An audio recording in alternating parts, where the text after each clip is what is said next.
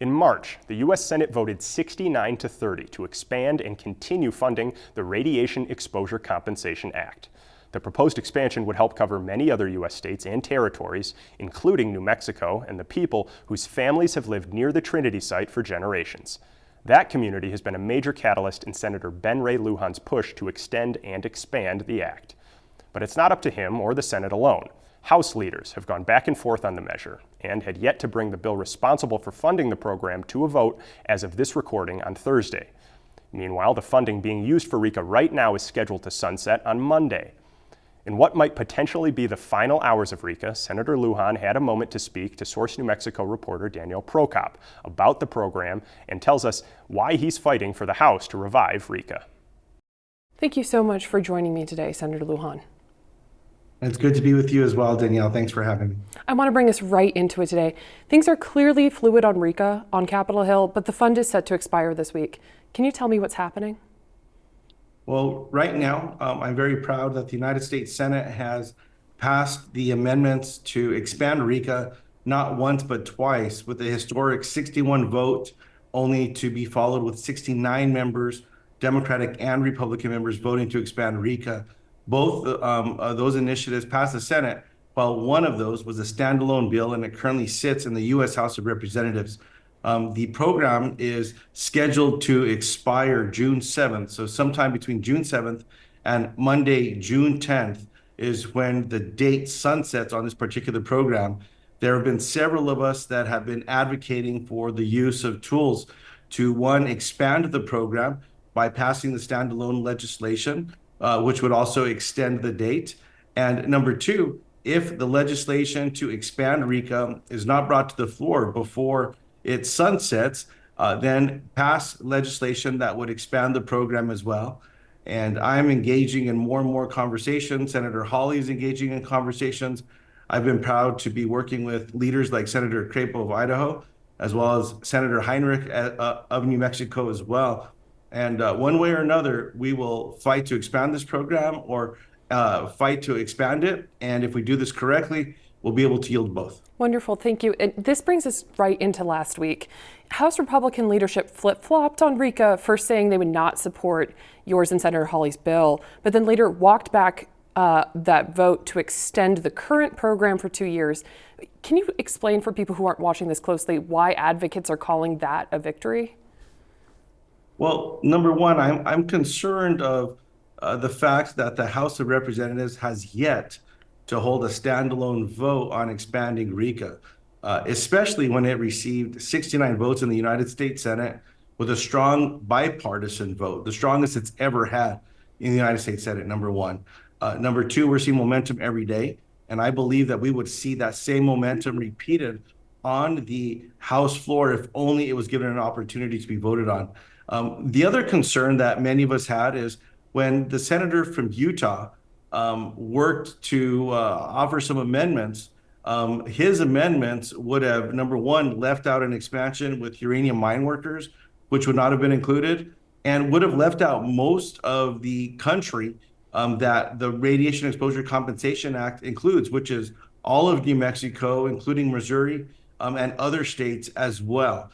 Expanding this for an additional 2 years, the way that it was being promoted by the senator from Utah, raised concerns. Therefore, the senator from Missouri objected to that as well.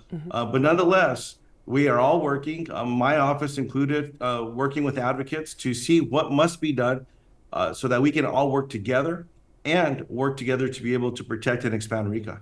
And so the leaving behind of the standalone vote, has there been any guarantees from Republican leadership that they will bring your bill and Senator Hawley's bill to the floor in the House?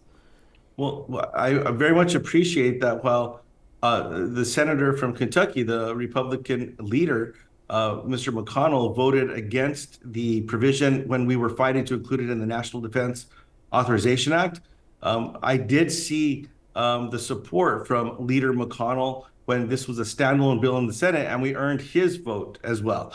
That shows Republican leadership support in the Senate. I'm very concerned still about where things stand in the U.S. House of Representatives, namely because the National Defense Authorization Act was kept out of a negotiated National Defense Authorization Act, the RICA was, when it should have been included there and should have gone to the president at that point. Most observers, including myself, will point to Republican leadership that were responsible for the removal of that package.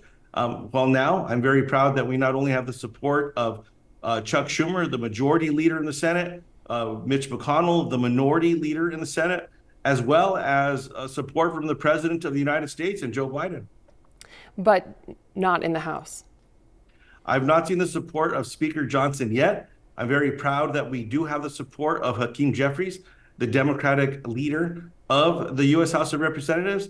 And I'm confident that if this bill was brought to the floor, that we would be able to earn every Democratic vote, therefore only needing a handful of Republican colleagues. And many of them have already been voicing and showing support for this package. So I'm going to move into the story of downwinders here. People across the country are encountering downwinders and this legacy of nuclear contamination for the first time. It's really come to the fore in the public consciousness. For many New Mexicans, this story spans generations. I want to bring it a little bit back to your story. You fought for RICA for a long time. What is your personal connection to this issue?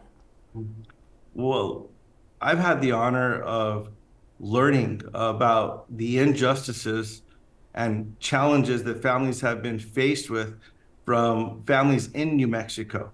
Leaders like Tina Cordova or Phil Harrison and so many others whose families have been fighting this for decades, and they continue themselves to fight the harms that were created from being exposed. In the case of Tularosa, New Mexico, families like Tina Cordova's, those families were never warned about the first atmospheric test in the country. And it was in a little bitty community in New Mexico, the Trinity test site, where the US government, as a matter of fact, lied to these families years later and said that it was simply a munition drop, not that it was a nuclear atmospheric test. Kids thought that it was snowing. They were playing in the ash. Families started to get cancer and chronic ailments at record paces, and we've continued to see that for decades. I learned from them why it was important to fight for all of these initiatives. At the same time, my father, who would not benefit from the Radiation Exposure Compensation Act, who passed away 12 years ago, he had his own cancer fight. My dad was not a smoker, but my dad sadly was exposed to bad things that caused that cancer while he was at the national labs as an iron worker, as a welder. And I saw the fight that my mom and he faced every day. And I saw firsthand what families go through. So that experience with mom and dad, and my dad's fight as well, whose life was taken sooner than it ever should have, coupled with what I learned from people and leaders like Phil and Tina, taught me the importance of fighting for this. And I made this commitment that as long as I had the honor of serving in the House and in the Senate, or in whatever form or fashion, that I would fight to correct this wrong. And this is an injustice that was created by the United States of America, and the United States needs to settle up and help these families to the maximum extent that they will be able to, because while no one will be made whole, Danielle, I believe the federal government should be helping make these families as whole as possible. I want to thank you for sharing that. You have been a long and steady advocate for expanding RICA since your time in the House and again in the Senate. You also support the work of the national laboratories, including plutonium pit production at Los Alamos. How do you square these things? Well, one, when there was a responsibility that the United States had for national security purposes, early on, there was a lack of protection for families, whether it was uranium mine workers who sometimes were working in corridors where they would flood them out to try to keep the particulate of the uranium ore down, which would only make people more sick. There were no protective gear, things of that nature. There was no warning to families around the downwind of nuclear testing as well. And that was a liability created by the federal government. And I believe that those families need to be made whole, just as some families receive benefits when the legislation was originally created in 1990 and amended in 2000.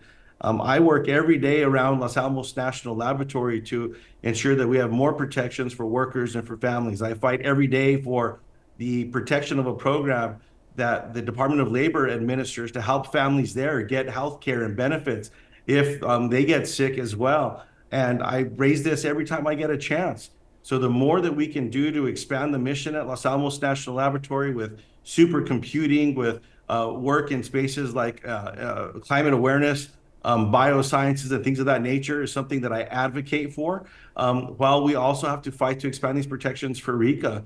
I would also remind everyone that a big part of the work that is being done at Los Alamos National Laboratory, as well as Sandia and Lawrence Livermore, is in the area to be able to advocate for more efforts across the world to be able to help deter, as opposed to just seeing what could happen if someone like Russia or someone else would make a horrible decision.